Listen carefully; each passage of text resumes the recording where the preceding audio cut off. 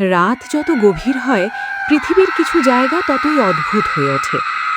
এমন কিছু স্থান আছে যেখানে দিনের আলোয় সবকিছু স্বাভাবিক মনে হলেও রাত নামার সঙ্গে সঙ্গে সেখানে জেগে ওঠে এক অদৃশ্য আতঙ্ক। আজ আমি যে গল্পটি বলবো সেটি একটি গ্রামের পুরনো কালো পুকুরকে ঘিরে। গ্রামের মানুষ আজও সেই পুকুরের কাছে রাতের বেলা যায় না, কারণ তারা বিশ্বাস করে সেখানে এমন কিছু আছে যা মানুষ নয়, কিন্তু মানুষের মতো ডাকতে পারে। নানি, চুপ করো তো। যত সব অবাস্তব গল্প বানিয়ে বলছো। আমি কি ছোট নাকি যে তুমি আমাকে ঠাকুমার ঝুলি বলছো? না না না ভাই, এগুলো মিথ্যা না, সব সত্যি। তাছাড়া তুমি গ্রামে সেই ছোটবেলায় এসেছিলে, আর এখন আসলে গ্রামে ভালো খারাপ সবই তোমার শোনা উচিত না না ভাই। আধুনিক যুগে এসে এসব গল্প করছো নানি, এ কি বিশ্বাস হয় বলো? এসব বাদ দাও, আমি এখন ঘুমোতে গেলাম নানি। না ভাই, সবকিছু সহজ চিন্তা করা ঠিক না। অনেক কিছু আছে যা সব যুগেই অস্বাভাবিক ধরনের কিছু হয়, তার কোনো উত্তর থাকে না। যাই হোক, সাবধানে থেকো, আর ওই পুকুর ধারে যেও না। যাও, ঘুমাতে যাও।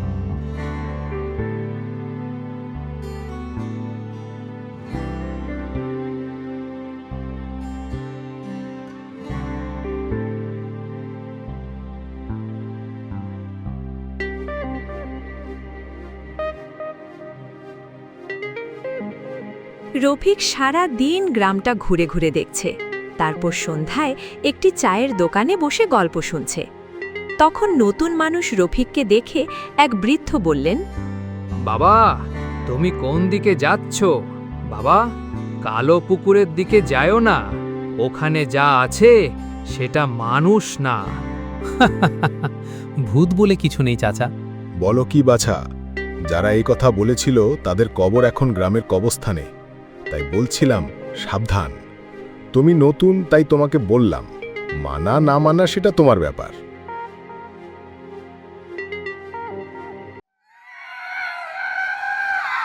রফিক রাতে ঘরে শুয়ে আছে।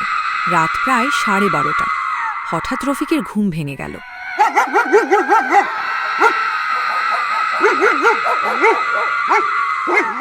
বাইরে কুকুরের অদ্ভুত চিৎকার, তারপর একটা ফিসফিস শব্দ, খুব পরিচিত কণ্ঠ। রফিক! সে চমকে উঠল, আবার ডাকল, রফিক, বাইরে আয়। মনে হলো তার মায়ের কণ্ঠ, কিন্তু তার মা তো ঢাকায়। রফিক জানালার কাছে গেল।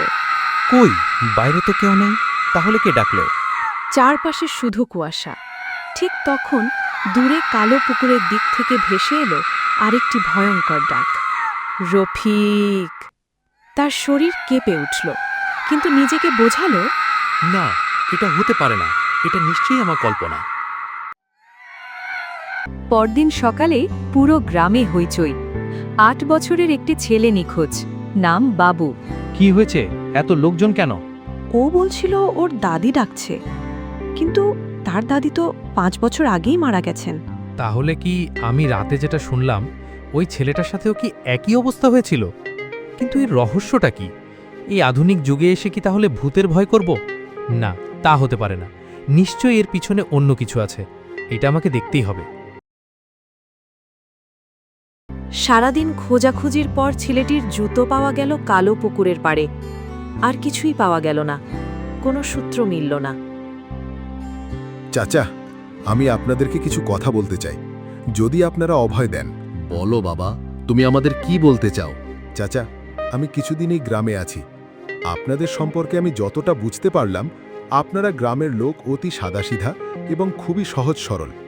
কিন্তু কিছু লোক আছে যারা কুসংস্কার বিশ্বাসী। বাবা, তুমি কি বোঝাতে চাচ্ছ সেটা বলো। তাছাড়া কিসের কুসংস্কার? আমরা তো কিছু বুঝতে পারছি না। খোলাসা করে বলো তো বাবা। হ্যাঁ চাচা, আমি বলছি। চাচা, এই কয়দিনে আমি একটি বিষয় খুব লক্ষ্য করছি। আপনাদের গ্রামের শেষে যে কালো পুকুর নামে পরিচিত, সেই পুকুর সম্পর্কে বিভিন্ন লোক বিভিন্ন কথাবার্তা বলে, যা এই আধুনিক যুগে কোনোভাবেই বিশ্বাসযোগ্য না। তাছাড়া গতরাতে একটি ছেলে হারিয়ে গেছে। সবাই বলল এই পুকুর নিয়ে গেছে। আমি এই জীবনে শুনিনি যে পুকুর কোনো লোকজনকে নিয়ে যেতে পারে। তাছাড়া আমি গতরাতেও স্বপ্ন দেখেছি এই কালো পুকুরকে নিয়ে। কিন্তু এই পুকুরকে নিয়ে আপনারা যে গল্প তৈরি করছেন, তা কি কুসংস্কার না বলেন চাচারা? তুমি কি বলো বাবা, এগুলো কুসংস্কার? কয়দিন আগে রাতে বাজার থেকে বাড়ি ফিরছিলাম ওই পুকুরের পাশ দিয়ে। একটু রাত হয়ে গিয়েছিল আস্তে আস্তে।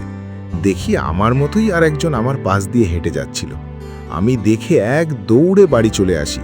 পরের দিন আমার অনেক জ্বর হয়েছিল। আবার গত রাতে সগীরের ছেলেকে পাওয়া যাচ্ছে না। পরে তার পায়ের জুতা পাওয়া গেল ওই পুকুরের ধারে। শুনলাম আজ দুপুরে ওই পুকুরে ওই ছেলের লাশ ভেসেছিল। এইসব কি বলো? চাচা, আপনারা রাগ করেন না, আমি বলছি এর বৈজ্ঞানিক ব্যাখ্যাটা কি। আপনারা এই পুকুর সম্পর্কে এতটাই ভীত হয়ে আছেন যেন এই পুকুরের পাশ দিয়ে দিনে গেলেও মনে হয় কিছু একটা হচ্ছে। এর থেকেই মানসিক একটা প্যানিক তৈরি হয়, তার থেকেই এগুলো হয়। দ্বিতীয় বিষয়টি ওই ছেলের বিষয়ে বলি। হয়তো ওই ছেলের মৃগরোগ ছিল, যা পানি দেখলেই শরীরের অন্য রকম কাজ করে এবং পানিতে পড়লেই তাদের ক্ষতি হওয়ার সম্ভাবনা দেখা দেয়। থাক বাবা, তোমাদের আধুনিক যুগের লেখাপড়া নিয়ে তোমরাই থাকো।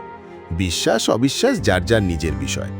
যে বিপদে পড়ে সেই বুঝতে পারে সেই সময়ের সময় কি হয়েছিল। সবকিছুই তোমার কাছে ভ্রান্ত ধারণা ছাড়া আর কিছুই না। এই তো তুমি বোঝাতে চাও। ঠিক আছে, তুমি একদিন রাতে একা একা যেয়ে ওই পুকুরের কাছে, পরের দিন আর প্রমাণ করতে পারবে বলে আমাদের মনে হয় না। ঠিক বলেছো ভাই, শহরের ছেলে এগুলো বুঝবে না। তারা কুসংস্কার হিসেবেই মনে করে।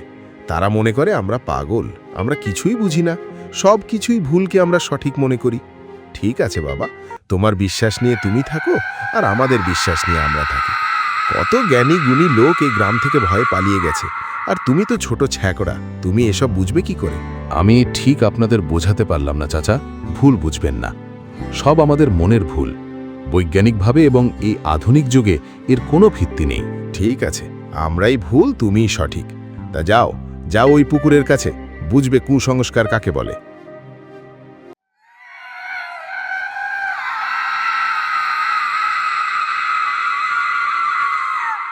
রফিক সিদ্ধান্ত নিল সত্যটা খুঁজে বের করবে। সে বিশ্বাস করত সবকিছুর পিছনে কোনো না কোনো বৈজ্ঞানিক ব্যাখ্যা আছে। রাতে টর্চ, মোবাইল এবং ক্যামেরা নিয়ে বের হলো। ঘড়িতে রাত 1টা। চারপাশ নিস্তব্ধ, ঝিঝি পোকার আওয়াজও নেই, যেন পুরো পৃথিবীর নিঃশ্বাস বন্ধ করে আছে। পুকুরের কাছে পৌঁছতেই সে অনুভব করল, কি ব্যাপার, তাপমাত্রা হঠাৎ অনেক কমে গেল কেন? শীতল বাতাস শরীর ভেদ করে যাচ্ছে। টর্চের আলো পানির উপর ফেলতেই সে দেখল পানি একদম স্থির, এক ফোঁটা ঢেউ নেই। কিন্তু পানির নিচে যেন কিছু নড়ছে, কিছু একটা ধীরে ধীরে ভেসে উঠছে। কি ওটা? পুকুরের ভিতর থেকে কি উঠছে ওটা? রফিক এক দৃষ্টিতে পানির দিকে তাকিয়ে রইল। তারপর সে যা দেখল তা তার নিজের চোখকে বিশ্বাস করতে পারছে না। পানির নিচ থেকে অনেকগুলো মুখ, মানুষের মুখ, তবে ফ্যাকাশে, মৃত মুখ। চোখগুলো অস্বাভাবিক, সবাই তার দিকে তাকিয়ে আছে। রফিক প্রচণ্ডভাবে পিছিয়ে গেল। টর্চ হাত থেকে পড়ে গেল। তারপর পানির ভেতর থেকে একটু একটু করে বেরিয়ে আসছে কালো পচা, ধীরে ধীরে পাড়ের দিকে উঠতে লাগল। হঠাৎ চারপাশে অসংখ্য কণ্ঠস্বর। আমাদের সঙ্গে আয়, আমাদের সঙ্গে আয়, আমাদের সঙ্গে আয়। রফিক কান চেপে ধরল, কিন্তু শব্দ থামল না, বরং আরও কাছে আসতে লাগল। তারপর সে শুনল তার বাবার কণ্ঠ, যিনি বহু বছর আগে মারা গেছেন। রফিক, বাবা, আমি এখানে। রফিক স্থির হয়ে গেল, তার চোখে জল চলে এলো। কণ্ঠটা আবার বলল, পানির কাছে আয়। ধীরে ধীরে সে এগোতে লাগল, যেন কেউ তাকে সম্মোহিত করেছে। ঠিক তখনই পেছন থেকে কেউ তার কাঁধ ধরে টান দিল। রফিক মাটিতে পড়ে গেল। এক বৃদ্ধ দাঁড়িয়েছিলেন, চায়ের দোকানে সেই বৃদ্ধ। তিনি চিৎকার করে বললেন, এই শহরের পণ্ডিত, তোমাকে এই কালো পুকুরের কাছে আসতে নিষেধ করেছিলাম না, কেন তুমি এখানে আসলে? আমি তোমাকে দেখেই ভাগ্যিস বুঝতে পেরেছিলাম তুমি এই পুকুরের কাছেই আসবে, তাই আমি তোমার পিছু নিয়েছিলাম। আর একটু হলেই তোমার লাশও পাওয়া যেত না। আমি বুঝতে পারিনি যে বৈজ্ঞানিক চিন্তাভাবনার পরও ভয়ঙ্কর কিছু এই পৃথিবীতে আছে যা আমরা বিশ্বাস করি না। আমার ভুল হয়ে গেছে, আমি আর কখনো এই পুকুরের কাছে আসব না। আমাকে বাড়ি নিয়ে চলেন চাচা। মুরব্বীদের কথা শুনতে হয় বাবা, আমরা যা বলি তা অভিজ্ঞতা থেকেই বলি, তাই মুরব্বীদের কথার মূল্য দিবে, বুঝলে? তাড়াতাড়ি এখান থেকে চলো। চলেন চাচা, চলেন। তারপর রফিক আর ওই লোকটি দ্রুত সেই অভিশপ্ত পুকুর কাছ থেকে বাড়ির দিকে রওনা দিল। আর সেই অভিশপ্ত পুকুর প্রতি রাতে গ্রামের লোকদের ডেকে চলে। হায় আয় আয় কোথায় যাচ্ছিস? আমি আসছি গভীর রাতে।